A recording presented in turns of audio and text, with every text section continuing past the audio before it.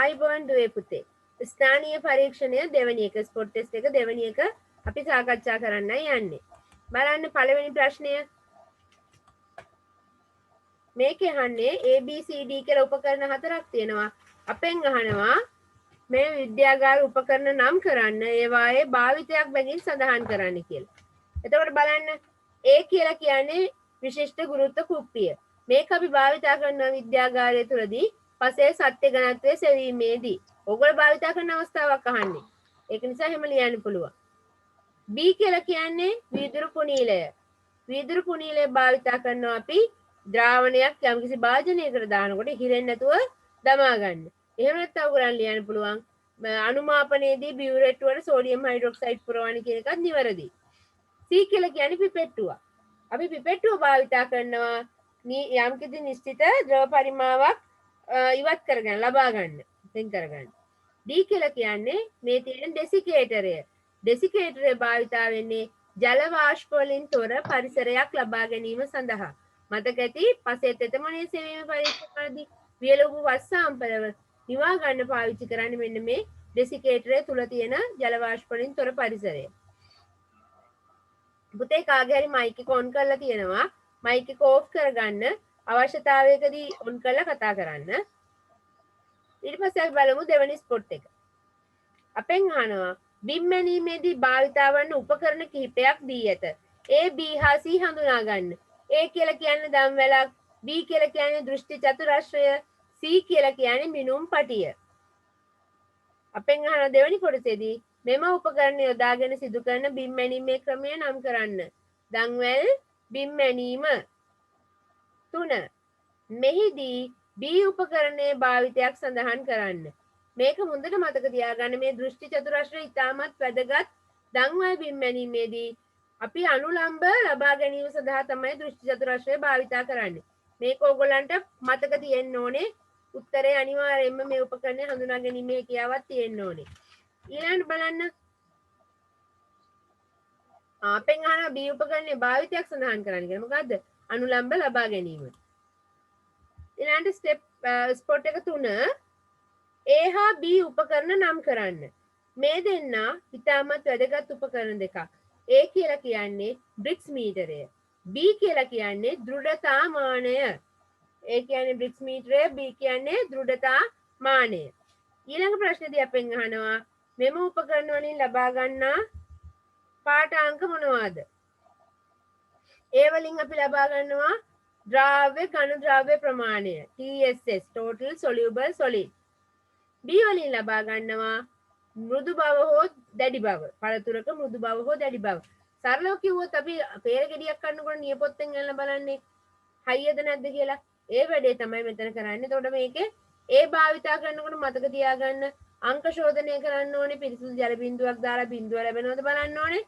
ඊට පස්සේ ජලය මිශ්‍ර නැති පළතුරු විෂය දාලා අගය කියව ගන්න පුළුවන්. B පාවිච්චි කරනකොට මතක තියාගන්න පළතුරේ පොත්ත ඉවත් කරලා තමයි B යොදා ගන්න ඕනේ. පොත්තත් එක්ක කරනවා කියන්නේ කරන්නේ නැහැ. පොත්ත ඉවත් කරනවා. හතරවෙනි ප්‍රශ්නේ බලන්න. මෙම උපකරණය වෛරස් හඳුනා ගැනීමේ පරීක්ෂණයට යොදා ගන්නා උපකරණයකි. එම පරීක්ෂණය නම් කරන්න. මෙන්න මෙයා පරණ සිලබස් එකේ අපිට හම්බෙච්ච කෙනෙක්. නමුත් මෙයා ගැන දැනගෙන ඉන්න ඕනේ. මෙයා විද්‍යාගාරය තුල තියෙන නිසා අපෙන් අහන්න පුළුවන්. අපෙන් අහන්නේ මුලින්ම මේක භාවිතා කරලා සිදු කරන පරීක්ෂණය. ඒකේ නම තමයි එලයිසා. එලයිසා වෛරස් හඳුනා ගැනීමේ පරීක්ෂණයක්. කැපිටල් ELISA එලයිසා කියලා කියන්නේ. එතකොට මතක තියාගන්න. දැන් අපි අහනෝනේ හැමතිස්සෙම PCR පරීක්ෂණය කියලා. අපි දන්නවා වෛරස් වල ප්‍රෝටීන කොපුවක් සහ DNA අණුවක් තියෙන්නේ. PCR එකේදී DNA අණුව හඳුනා ගන්නවා. මේ එලයිසා වලදී ප්‍රෝටීන් කොපුවෙන් තමයි වෛරසය හඳුනා ගැනීම කරන්නේ. අපේ ඊළඟ කොටසදී අහනවා මෙම උපකරණය නම් කරෙහි භාවිතය සඳහන් කරන්න. මේකට අපි කියන්නේ මයික්‍රෝ පිපෙට්ටුව කියලා. මයික්‍රෝ පිපෙට්ටුව. භාවිතය තමයි අපි මෙයා පාවිච්චි කරන්නේ මයික්‍රෝලීටර් ප්‍රමාණයේ ද්‍රව ප්‍රමාණයක් වෙන් කරගන්න. අපි දන්නවා පිපෙට්ටුව භාවිතා කරනවා අපි මිලිලීටර් 25 10 වගේ ද්‍රව ප්‍රමාණය වෙන් කරගන්න. එතකොට මයික්‍රෝලීටර් කියලා කියන්නේ මිලිලීටරයකින් 1000න් එකක්. මේ මයික්‍රොලීටර් එකේ ඉඳන් 1000ක් දක්වා අපිට මේකෙන් මැන ගන්න පුළුවන්. එතකොට මෙන්න මේ පිටිපස්සේ තියෙන මේ රතු පාට පුංචි මේක කැරකෙව්වම මේ 330 කියන අගය වැඩි වෙනස් කරනවා. එතනින් දෙන අගයට අපි මෙතන 500 දුන්නොත් එහෙනම් 500 දීලා ඉවර වෙලා මේ ඒ කරකවපු එක කරකවන්න නැතුව ඇතුළට තද කරලා අතෑරියම තුඩෙන් ද්‍රාවණය මේ මයික්‍රොලීටර් 500ක් ඇද ගන්නවා. ඒකට ඉතා කුඩා ද්‍රව පරිමා මැන ගන්න පුළුවන් මෙය පාවිච්චි කළා. 5. A, B හා C උපකරණ වලින් ලබා ගන්නා පාඨාංක මොනවාද? A, B හා C උපකරණ මොනවද කියලා අපි දැනන් ඉන්න ඕනේ. මේ A කියලා කියන්නේ සයිලෝමීටරය. මේ සයිලෝමීටරය භාවිතා කරනවා වලාකුළු වලට තියෙන උස මනින්න. B කියලා කියන්නේ බැරෝමීටරය. වායුගෝලීය පීඩනය මනිනවා. C කියන්නේ වාෂ්පීකරණ තැටිය. දවසක් තුල වාෂ්ප වන ජල ප්‍රමාණය මනිනවා. ඊළඟට මේක දෙවෙනි කොටසෙන් අපෙන් අහනවා කෘෂි කාලගුණ මධ්‍යස්ථානයක තිබිය යුතු නමුත් කාලගුණ මධ්‍යස්ථානයක අනිවාර්ය නොවන උපකරණ දෙකක් නම් කරන්න. මේක අපි පාඩමේදී නිතරම කතා කරන තැන මතක තියාගන්න. කෘෂි කාලගුණ මධ්‍යස්ථානයකට අනිවාර්යයි. නමුත් කාලගුණ මධ්‍යස්ථානයක අනිවාර්ය නැහැ. උපකරණ තුනක් තියෙනවා. ප්‍රධාන වශයෙන්ම පාංශු උෂ්ණත්වමානය සහ වාෂ්පීකරණ තැටිය. ඊට අමතරව දිවා කාලයේ දිගමයින සූර දීර්ඝමානයත් අපිට ඒකට ගන්න පුළුවන්. 6 වෙනි එක බලමු. A, B හා C කියලා උපකරණ තුනක් තියෙනවා. අපෙන් අහනවා මෙම උපකරණ නම් කර කාර්ය සඳහන් කරන්න. A කියලා කියන්නේ මේ තියෙන්නේ අඩසඳ මායිම් කපනයක්. අඩසඳ මායිම් කපනය අපි භාවිතා කරනවා තනකොළ පිට්ටනිවල මායිම නඩත්තු කිරීම සඳහා. B කියලා කියන්නේ මේ තියෙන්නේ සවල. සවල අපි භාවිතා කරනවා පස් ඉවත් කරන්න, එහෙම නැත්නම් පාත්ති වලට පස් පුරව ගන්න, ඒ වගේ දේවල් වලට. C කියලා කියන්නේ මේකට අපි කියනවා පා මුල්ලුව. මේක පයින් පොළවට තද කරලා තමයි පස් බුරුල් කරන්නේ. මෙයා භාවිතා කරන්නේ පස් බුරුල් කිරීම සඳහා. ඒක එච්චරයි අහලා තියෙන්නේ. ඊළඟට බලමු 7 වෙනි ප්‍රශ්නය. මෙම උපකරණ නම් කර කාර්ය සඳහන් කරන්න. එතකොට මේ උපකරණ හතරේ නම් ලියන්න ඕනේ. යාළගේ භාවිතයන් ලියන්න ඕනේ. පළවෙනි එක A කියලා කියන්නේ මේක අපි කියනවා තල තුනේ කල්ටිවේටර් එහෙම නැත්නම් තුම්පුරු කල්ටිවේටර් කියලා. මෙයා භාවිතා කරන්නේ අපි මේ අතුරියක් ගෑමට පැල අතර වල් පැල පාලනය කිරීමට. B කියලා කියන්නේ මේ තියෙන අත්සවල බඳුන් වල වගා කරනකොට බඳුන් පිරවීමට භාවිතා කරනවා. C කියන්නේ අත් මුල්ලුව පසට පොහොර මිශ්‍ර කිරීමට භාවිතා කරනවා. D කියන්නේ සෙකටියරය මේක භාවිතා කරනවා කුඩා අතු කප්පාදු කරන්න. එතකොට ඒකේ එහෙම ඒ ටික විතරයි අපෙන් අහලා තියෙන්නේ. 8 වෙනි එක බලමු. මෙම ආහාර ඇසුරුම් කරන ක්‍රම නම් කරන්න කියලා තියෙනවා. A B C කියලා ඇසුරුම් තුනක් තියෙනවා. A වල තියෙන්නේ නවීන කෘත තත්ත්වයට ඇසුරුම් කිරීම. B කියන්නේ රික්තක ඇසුරුම. C කියලා කියන්නේ රික්තක ඇසුරුම. එතකොට අහනවා මෙම ක්‍රමවලදී ආහාර නරක් වීම පාලනය සිදුවන ආකාරය ලියන්න. ඒ වල මොකද වෙන්නේ? නිෂ්ක්‍රීය වායුවක් තියෙන. එහෙනම් ආහාරයත් එක්ක ප්‍රතික්‍රියා නොකරන වායුවක් නිසා ආහාරය ආරක්ෂා වෙනවා. B වල වාතය සම්පූර්ණයෙන්ම ඉවත් කළා. ශුද්ධ ජීවීන්ට අවශ්‍ය වාතය නොලැබෙන නිසා ඒ ආහාරය ආරක්ෂා වෙනවා. C වලත් එහෙමයි. ඔය විදිහට ඒ ටික ලියන්නයි තියෙන්නේ. 9. මෙන්න මේක ඉතාමත් වැදගත් බලන්න. මෙම ජලජ පැලෑටි නම් කරන්න. A B C කියලා ජලජ පැලෑටි තුනක් තියෙනවා. මේකෙන් A කියලා කියන්නේ ඇපොනොජෙටන්. එහෙම නැත්නම් අපි මේක හඳුන්වනවා කෙකටිය කියලා. B කියලා කියන්නේ හයිඩ්‍රිල්ලා. C කියලා කියන්නේ ක්‍රිප්ටොකොරයින් කියන විශේෂය. මේ ශාක වලින් A හා C ඒ කියන්නේ ඇපොනොජෙටන් සහ ක්‍රිප්ටොකොරයින් කියන්නේ අපනයන වෙළඳ පොලේ ඉහළ ඉල්ලුමක් තියෙන ජලජ පැලෑටි. දෙවැනි කොටසෙන් අපෙන් අහනවා ශ්‍රී ලංකාවෙන් බහුලව අපනයනය කරන ඒකදේශික ජලජ පැලෑටිය නම් කරන්න. මේක මම දුන්නේ මේක හරිම වැදගත් එකක්. අපි දන්නවා ඇපොනොජෙටන් කියන්නේ කෙකටිය. කෙකටිය ශ්‍රී ලංකාවට ආවේනික ශාකයක්. එතකොට අපි විදේශ විනිමය උපයන්නකොට එහෙම නැත්නම් ජලජ පැලෑටි අපනයනයේදී කෙකටිය සඳහා ඉතා අධික ඉහළ ඉල්ලුමක් තියෙනවා. එහෙනම් මෙතෙන් උත්තරය වෙන්න ඕනේ ඇපොනොජෙටන් එහෙම නැත්නම් කෙකටිය. පුළුවන් තරම් ඔයාලා විද්‍යාත්මක නාමය ඇපනජෙටන් කියන එක භාවිතා කරන්න. 10 වෙනි ප්‍රශ්නේ බලන්න. මෙම උපකරණය නම් කරන්න. මේ තියෙන්නේ ස්වයංක්‍රීය වර්ෂාමානය. එහෙම නැත්නම් සටහන් වන වර්ෂාමානය. මෙම උපකරණය භාවිතා කිරීමේ විශේෂ වාසි දෙකක් ලියන්න. අපි දන්නවා මේ උපකරණයෙන් අපිට වර්ෂාපතන ලැබෙන කාල සීමාව මනින්න පුළුවන්. ඒ වගේම වර්ෂාපතන තීව්‍රතාවය මනින්න පුළුවන්. සටහන් නොවන වර්ෂාමානයට වඩා තියෙන වාසි දෙක එක. ඊළඟට අහනවා කාලගුණ මධ්‍යස්ථානයක් තුළ මේ පිහිටුවීමේදී අවධානය යොමු කළ යුතු කරුණු දෙකක් ලියන්න. මේකෙදී බාධක තියෙනවා නම් බාධකවල උස වගේ දෙගුණයක් ඈතින් හයි කරන්න ඕන. ඊළඟට සමතලා පොළොවක් මත හයි කරන්න ඕන. කට මට්ටම පොළොව මට්ටමේ ඉඳන් සෙන්ටිමීටර් 30ක් උස තියෙන්න ඕන. ඔය කරුණු ටික ලියන්න පුළුවන්. එතකොට එයින් කරුණු මොනවා හරි අපෙන් අහන්නේ කරුණු දෙකයි. කරුණු දෙකක් ලියන්න පුළුවන්. ඊළඟට 11 වෙනි ප්‍රශ්නය. මෙම නිදර්ශකවල ඊළඟට 11 වෙනි ප්‍රශ්නය බලන්න. මෙම නිදර්ශකවල දුඹුරු පැහැ ඇතිවීමට හේතු ලියන්න. ඇයි මේ දුඹුරු වෙලා තියෙන්නේ? මෙතන එන්සයිමීය දුඹුරු වීම සිද්ධ වෙලා.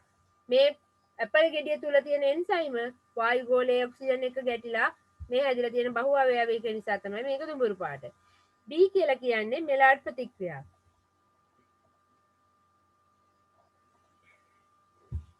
අපි දන්නවා මෙලාඩ් ප්‍රතික්‍රියාව කියලා කියන්නේ සරල සීනි ඔක්සිහාරක සීනි සහ ඇමයිනෝ අම්ල අධික තාපය හමුවේ හැදෙන බහු අවයවිකය. මේක අපි භාවිතා වෙනවා බේකරි කර්මාන්තයේදී ඉතා විශාල වශයෙන්. එහෙනම් අහලා තියෙන්නේ A හා B නිදර්ශකවල පැහැ ඇතිවීමට හේතු A කියන්නේ එන්සයිමීය දුඹුරු වීම, B කියලා කියන්නේ මෙලාඩ් ප්‍රතික්‍රියාව. හැරුණු විට දුඹුරු පැහැ ඇතිවීමට බලපාන තවත් හේතුවක් ලියන්න. කැරමලීකරණය. 12 වෙනි ප්‍රශ්නය. මෙම උපකරණ නම් කර කාර්ය සඳහන් කරන්න. මේ A කියලා කියන්නේ පටක රෝපණයේදී භාවිතා වන උපකරණ කට්ටලය.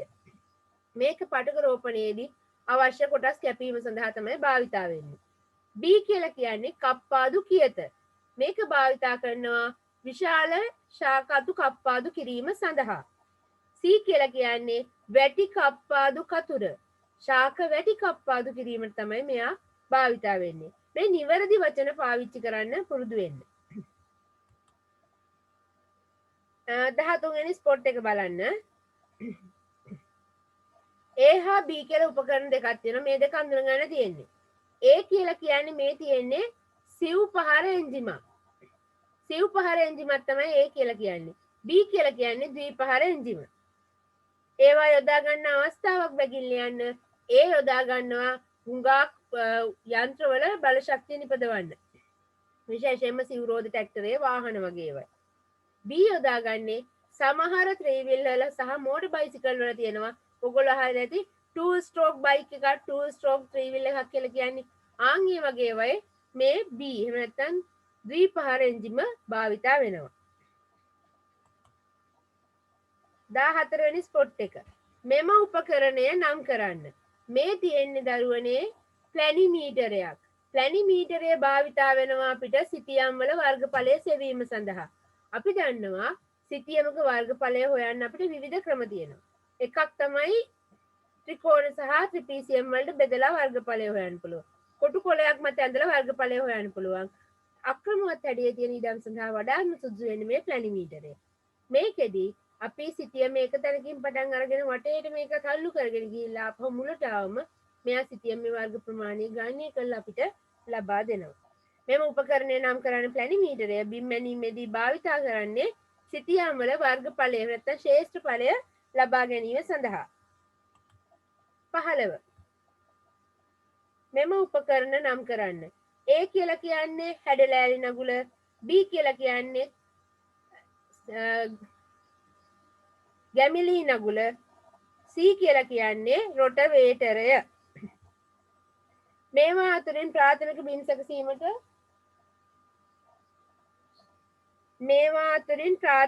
සැකසීමට යොදා ගන්නා උපකරණ මොනවාද? අපි දන්නවා A හා B හැඩලෑලි නගුල සහ ගැමිලී නගුල තමයි අපි ප්‍රාථමික බිම් සැකසීමට යොදා ගන්නේ. C C කියන්නේ රොටවේටරය. රොටවේටරය භාවිතා කරන්නේ ද්විතීයික බිම් සැකසීම සඳහා. ඊළඟ බලමු අපි 16. මේකේ තියෙනවා A හා B උපකරණ නම් කරන්නලු. A කියලා කියන්නේ අනවරත ප්‍රවාහ කුටීරය.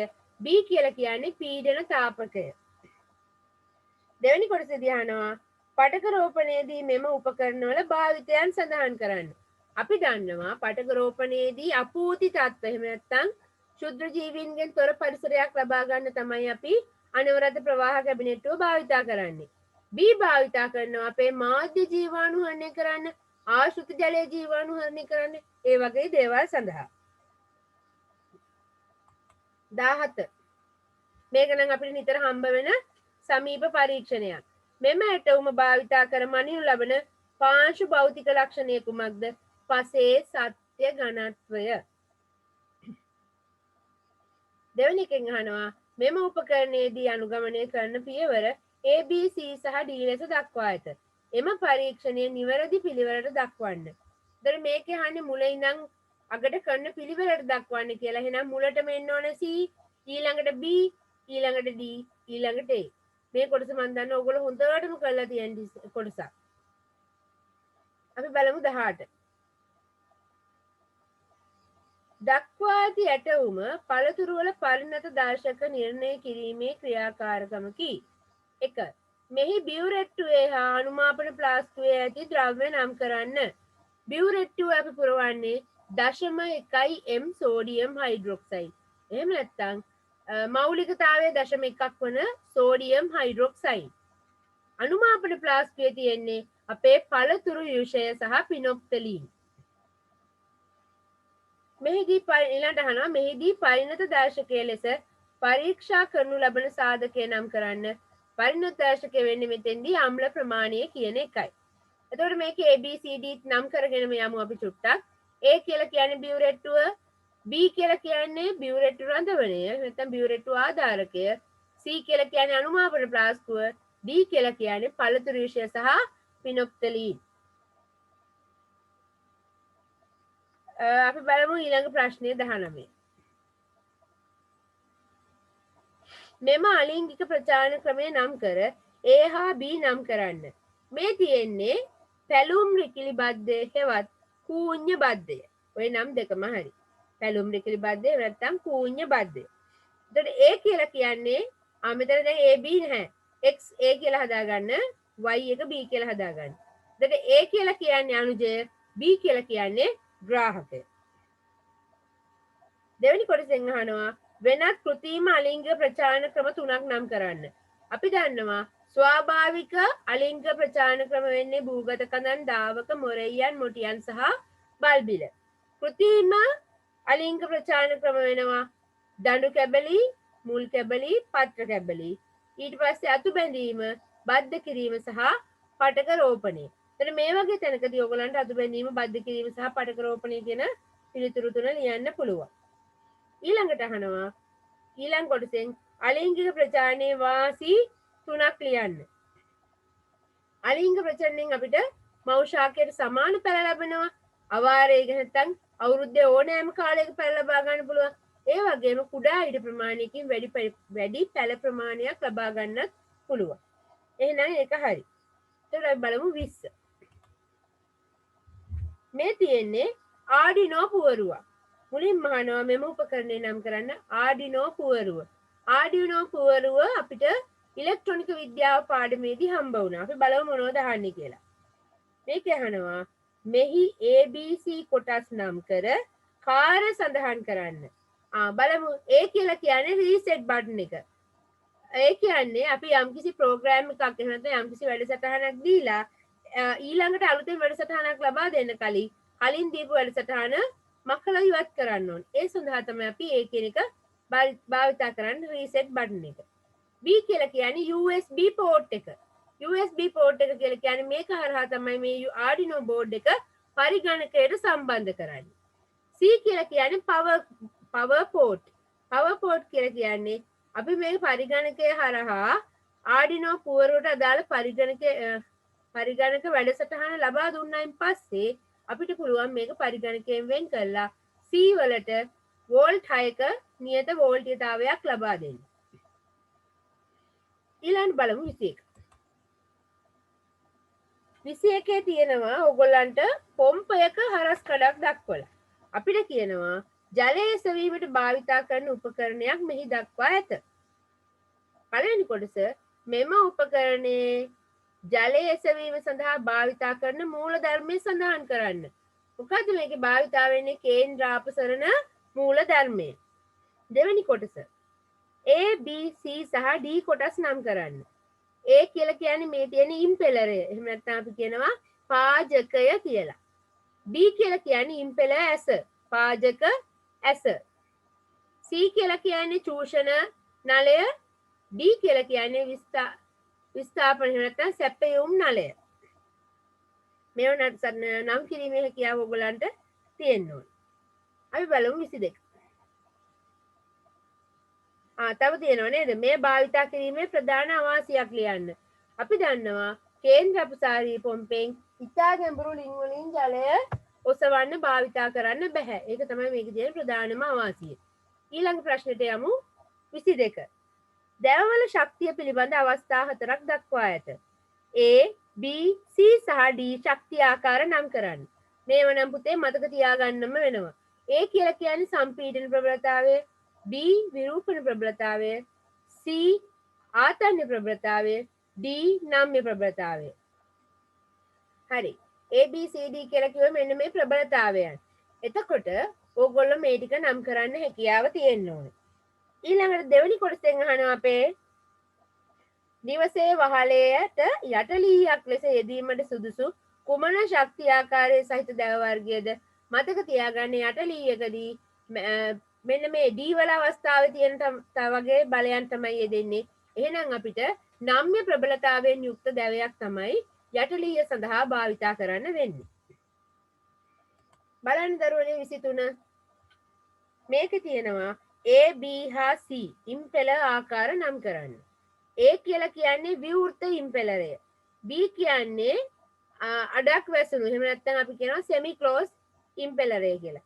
D කියලා කියන්නේ closed එහෙම නැත්නම් සංවෘත ඉම්පෙලරය. පිරිසිදු ජලය අඩංගු නොගැඹුරු ළිඳකින් ජලය ලබා ගැනීමට සුදුසු ඉම්පෙලර් ආකාරය නම් කරන්න. පිරිසිදු ජලය නම් තියෙන්නේ අපිට හරියන්නේ C කියන එක. මොකද්ද මේ කියන්නේ? සංවෘත ඉම්පෙලරය. 3. අවක්ෂේප සහිත ජලය පොම්ප කිරීමට සුදුසු ඉම්පෙලර් ආකාරය සඳහන් කරන්න. අවක්ෂේප තියෙනවා නම් රැඳෙන්න පුළුවන්, හිර වෙන්න පුළුවන්. ඒක නිසා අපි භාවිතා කරන්නේ විවෘත ඉම්පෙලරය. එහෙම නැත්නම් A. බලමු 24. මෙහි දැක්වෙන්නේ කළුගම් මිරිස් නිෂ්පාදනයේ පියවරකි. එය නම් කරන්න. මේ තියෙන්නේ පුතේ උණුදිය ප්‍රතිකාර කරන අවස්ථාවක් කළුගම් මිරිස්වල. අපෙන් අහනවා එම ප්‍රතිකාරය සිදු කිරීමේ අරමුණු දෙකක් ලියන්න. අපි දන්නවා ගම් මිරිස්වල තීව්‍ර කළු පැහැයක් ලබා ගැනීම සහ ගම් මිරිස් යට මතු පිට ඉන්න ශුද්‍ර ජීවීන් විනාශ කරන්න තමයි අපි උණුදිය ප්‍රතිකාරය කරන්නේ.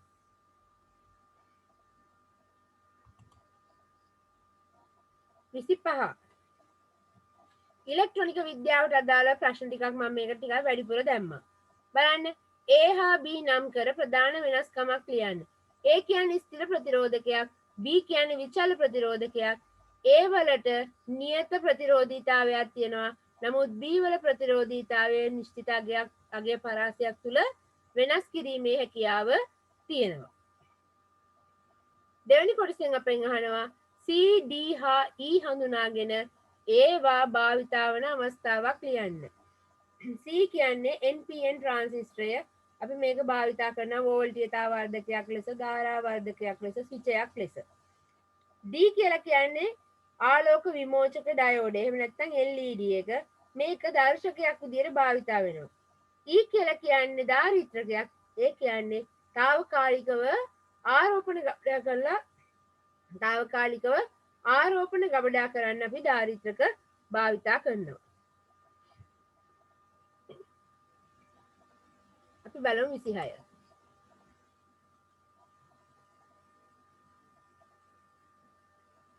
බලන්න බලන්න දුවේ පුතේ. මෙතන 26 ඔයගලන්ට ඇන්තූරියම් වෙරයිටි ටිකක් දෙන්නේ. හරිද? මේ ඇන්තූරියම් වෙරයිටි ටික ගත්තම ඒ කියලා කියන්නේ කොළ පැහැති කොළපුව තියෙන්නේ මිඩෝරි පිස්ටාවේ වගේ වෙරයිටිස් වල. මේක තියෙන්නේ මේ මිඩෝරි. සුදු පාට තියෙනවා ඇක්ට්‍රොපොලිස් කානිවල් වගේ වර්ගවල. මේ තියෙන්නේ ඒ වගේම ෆැන්ටාසියා. මේ තියෙන්නේ ෆැන්ටාසියා. රතු පාට කොළපුව තියෙන්නේ කැසිනෝ සහ ට්‍රොපිකා වල. මේ දාලා තියෙන්නේ කැසිනෝ කියන වෙරයිටි එක. එතකොට මේවා නම් කරලාන්න හැකියාව ඔයගලන්ට තියෙන්න ඕනේ. ඊළඟට අපෙන් අහනවා අපනයන සඳහා භාවිතා කරන වෙනත් කැපුම් මල් විශේෂ 3ක් නම් කරන්න. ලංකාවෙන් අපනයන කරන ප්‍රධානම කැපුම් මල් වෙනකොට ඇන්තූරියම් ඇරුණම ඕකීඩ්, ජර්බෙරා, රෝස, කානේෂන් වගේ ඒවා අපනයනය කරනවා. ඊළඟට බලමු 27. ආයත් ඉලෙක්ට්‍රොනික්ස්. ඉලෙක්ට්‍රොනික විද්‍යාවේදී භාවිතා වන ABC උපකරණ වල භාවිතය බැගින් සඳහන් කරන්න. ඒ කියලා කියන්නේ LM35. එහෙම නැත්නම් මේක උෂ්ණත්ව සංවේදකයක්. අපිට හරිතාගාර තුළ උෂ්ණත්ව සංවේදනයේද භාවිතා කරන්න පුළුවන්. B කියලා කියන්නේ පාංශු තෙතමන සංවේදකයක්. ජල සම්පාදන ක්‍රියාවලී ස්වයංක්‍රීයකරණයේදී සංවේදකය ලෙස භාවිතා වෙනවා. C කියලා කියන්නේ ආර්ද්‍රතා සංවේදකයක්. මෙයා භාවිතා වෙනවා හරිතාගාර තුළ උෂ්ණත්වය සහ ආර්ද්‍රතාවය පාලනයේදී ආර්ද්‍රතා සංවේදකයක් ලෙස. එතකොට ඒක හරි. අපි යමු 28 වෙනි ප්‍රශ්නෙට. යාළුවෝ 3-4 දෙනෙක් ඉන්නා 28 වෙනි ප්‍රශ්නේ A B C හා D විසිතුරු මත්ස්‍ය විශේෂ නම් කරන්න.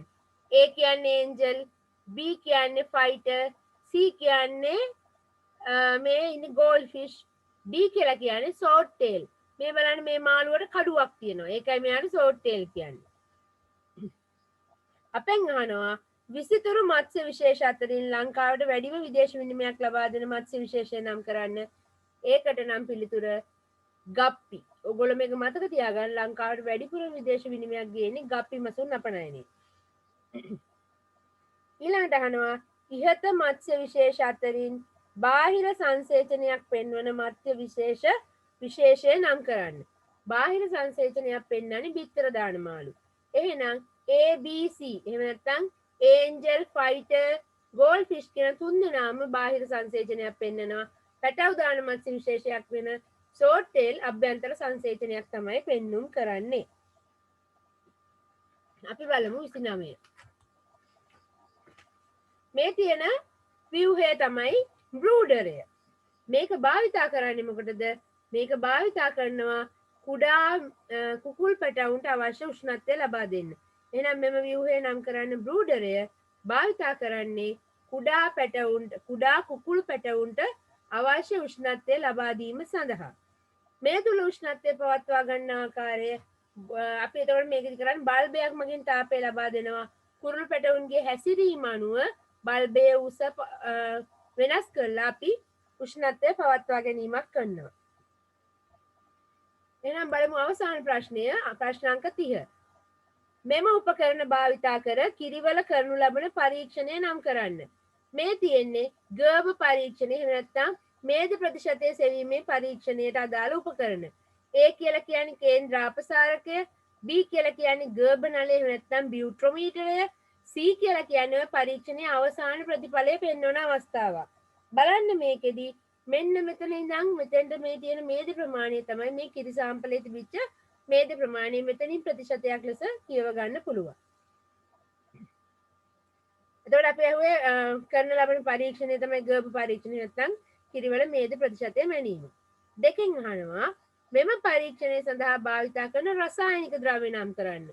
මේකෙදි අපිට භාවිතා කරන රසායනික ද්‍රව්‍ය ගර්භ සල්ෆියුරික් එහෙම නැත්නම් 198 සාන්ද්‍රණය සහිත සල්ෆියුරික් සහ ඒමයිල් මධ්‍යසාර.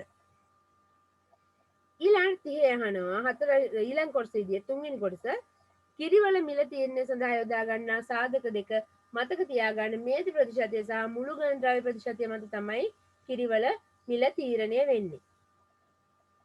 ඉතින් දුවේ පුතේ එතකොට මේ ස්පොට් 30ම සාකච්ඡා කරලා ඉවරයි.